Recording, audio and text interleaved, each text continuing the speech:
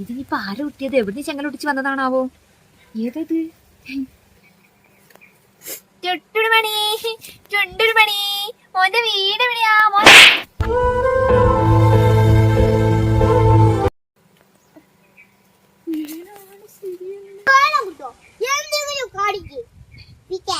മോനൂസേ Y തെറ്റി വന്നതാ തോന്നുന്നുണ്ട്. മോനൂസിന്റെ പേരതാ അവിടെ എവിടെങ്കിലും കേൾക്കൂട്ടോ. ഏഞ്ച് പോയിക്കോ. ശരി.